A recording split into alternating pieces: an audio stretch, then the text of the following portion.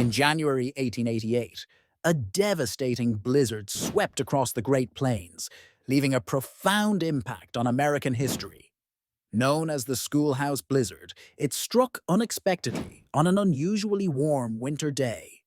Schools filled with children became death traps as temperatures plummeted and visibility vanished in a matter of minutes.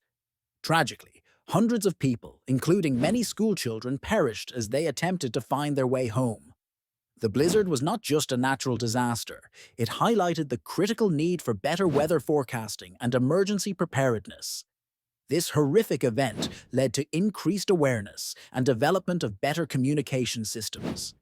Today, though centuries have passed, the lessons learned from this catastrophic storm continue to inform our approach to dealing with extreme weather.